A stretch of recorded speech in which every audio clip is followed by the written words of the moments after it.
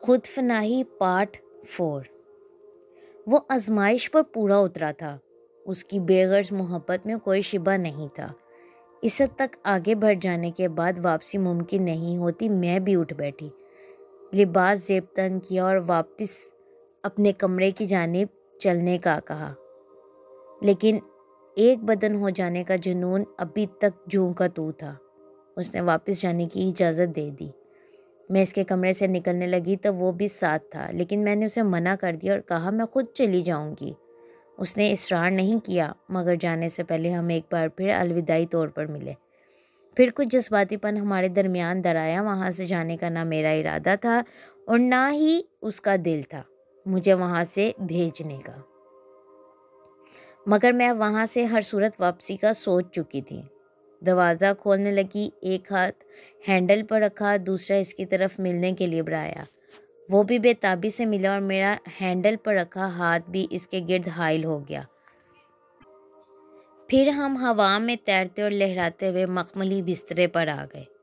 اس کے بعد ہم دنیا مافیا سے بے نیاز ایک دوسرے میں پیوست ہو گئے۔ ہمارے درمیان وہ ہوا جو شادی کے بعد جوڑے کے مابین ابتدائی طور پر ہوتا ہے۔ جی ہاں، بالکل ابتدائی طور پر۔ میری اس کے گرد گرفت مضبوط تھی، اس کی بھی۔ یہ گرفت ہمیں ساکت رکھے ہوئے تھی۔ نہ وہ ہلا نہ میں نے کوئی جنبش کی۔ وقفے وقفے سے ایک دوسرے کی آنکھوں میں جھانک لیتے تھے۔ مجھے لگ رہا تھا میں پگھل کر اس کے اندر سما رہی ہوں۔ ہمیں ہوس اور جسم کی پیاس نہیں تھی، لیکن ایک جنون تھا جو ہمیں ایک دوسرے سے الگ نہیں ہونے دے رہا تھا۔ اس لمحے ہمیں بس ایک دوسرے میں سما جانے، تحلیل ہو جانے، ایک روح اور ایک بدن میں ڈھل جانے کا جنون تھا۔ لگ رہا تھا ہم ذرا ذرا ہو کر بکھر رہے ہیں اور پھر سمٹ رہے ہیں، ایک ہو رہے ہیں۔ ہم جتنا ایک دوسرے میں سمانے کی کوشش کرتے، اتنا ہی ہماری پیاس میں اضافہ ہوتا جاتا۔ لذت ہمارا مطمع نظر ہرگز نہیں تھا۔ جو تھا وہ ایک دوسرے میں سما جانے کا جنون تھا۔ وہ پورا ہو رہا تھا۔ وقت کو پڑ لگ گئے تھے یا وقت تھم گیا تھا۔ پرندوں کے چہچہانے نے دن کے آغاز کا پیغام دیا۔ بات کے بعد میں اپنے کمرے 308 میں چلی گئی۔ طرب تو اب بھی موجود تھی، مگر پہلے جیسی انتہا کو پہنچی ہوئی بیتابی میں ذرا ٹھہراؤ تھا۔ اگلے روز ورک شاپ میں ملے۔ آنکھیں ایک دوسرے کے چہرے کا محور بنی رہیں۔ لنچ اور ٹی بریک ایک ساتھ کیا۔ میری لاکٹ چین آپ کے کمرے میں رہ گئی تھی، آج لے لوں گا، اس نے چائے کا سپ لیتے ہوئے کہا۔ میں چپس اٹھا کر منہ میں رکھنے لگی تھی کہ اس کی بات سن کر حیرت زدہ رہ گئی۔ وہ میرے کمرے کے دروازے تک آیا تھا، اندر نہیں گیا، اور پھر لاکٹ چین جو اس کے گلے میں ہوتی تھی میرے کمرے میں کیسے رہ سکتی ہے؟ کیا کہہ رہے ہیں آپ کی چین میرے کمرے میں؟ آپ کب میرے کمرے میں آئے؟ میں نے حیرانگی سے کھلی رہ جانے والی آنکھوں سے اس کی طرف دیکھتے ہوئے کہا۔ کیا ہوا؟ آپ تو بھول گئیں؟ رات کو میرے کمرے سے جانے کے بعد آپ نے ہی فون کیا تھا کہ لڑکیاں کمرے میں نہیں ہیں۔ فون سننے کے بعد میں آپ کے کمرے کی طرف آ رہا تھا کہ راستے میں آپ ملی اور اپنے کمرے میں لے گئی۔ اس کا یہ کہنا حیران کن سے بھی زیادہ تھا۔ ہیں؟ میں نے ایک بار پھر تعجب سے کہا۔ آپ کے کمرے میں جانے کے بعد ہم ایک بار پھر دنیا مافیا سے بے خبر ہو گئے تھے۔ ہم پھر سے ایک ہو گئے، ایسے جیسے پانی میں نمک مل جاتا ہے، دودھ میں شہد گھل جاتا ہے، چنبیلی اور گلاب کی خوشبو آپس میں مل جاتی ہے۔ اس کے بعد میں نے باتھ لیا تھا۔ لاکٹ چین اس دوران آپ ہی کے باتھ روم کے ٹاول رینک پر لٹکا دی تھی۔ وہ ٹاول بھی آپ ہی کا اپنا پرسنل نکال کر دیا گیا تھا۔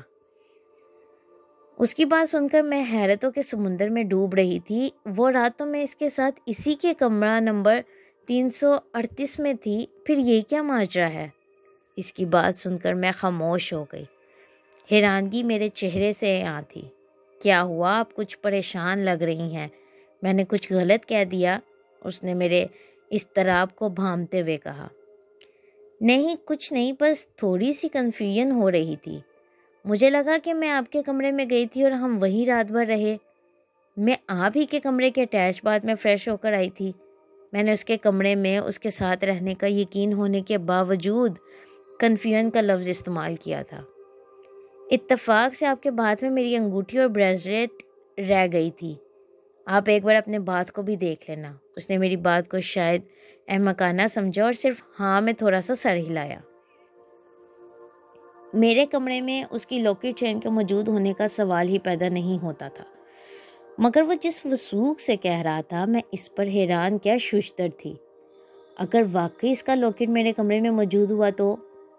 ایک لمحے کو یہ سوچ آئی اور اسے میں نے سر سے جھٹک دیا۔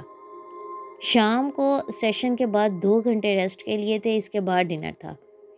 ان 2 گھنٹوں میں ورکشاپ کے شرکا عموماً ہوٹل کے لانس میں، کیفیٹیریا میں، شاپنگ سینٹر میں یا اپنی دلچسپی کے مشاغل میں مصروف ہو جاتے۔ کوئی قریبی مارکیٹ چلے جاتے، کچھ فریش ہونے کے لیے کمروں میں چلے جاتے۔ چلیں لاکٹ لے آئیں، اس نے ہال سے نکلتے ہوئے کہا۔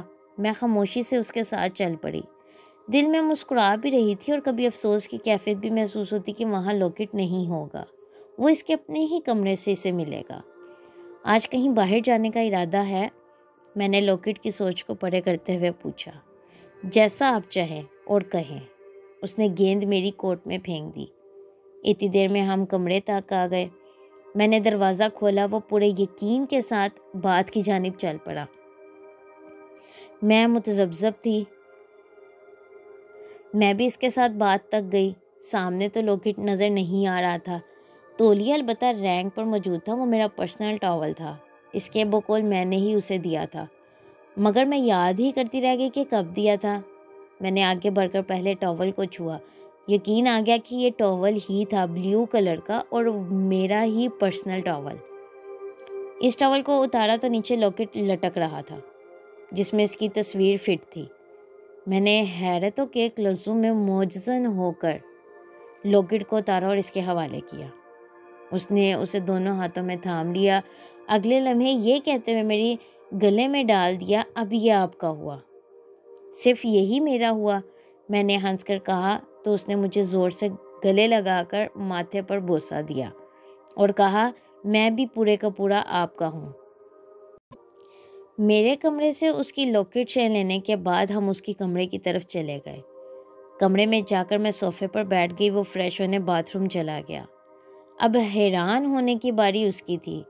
وہ ادھر باتھ روم گیا اور ادھر اچانک سے باہر آ گیا، چہرے پر ایسی حیرت اور ہوائیاں جیسے کوئی غیر مرئی یا مافوق الفطرت مخلوق دیکھ لی ہو۔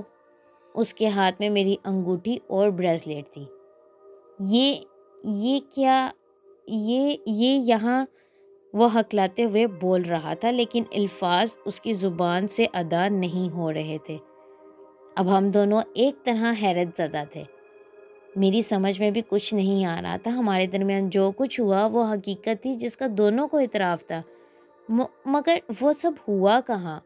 اس کے خیال میں میرے کمرے میں، جس کا ثبوت میرے کمرے سے اس کے لاکٹ کا ملنا اور بلیو ٹاول کا موجود ہونا تھا، اور میرے خیال میں اس کے اسی کمرہ نمبر 368 میں تھا کہ ہم ایک بدن ہو گئے تھے جس میں اب بھی موجود تھے، اور اس کا ثبوت اس کے ہاتھ میں میری انگوٹھی اور بریسلیٹ کا ہونا تھا۔ اپنے اپنے خیال پر ہم دونوں ہی پر یقین تھے، لیکن حیران کن طور پر۔ جاری ہے۔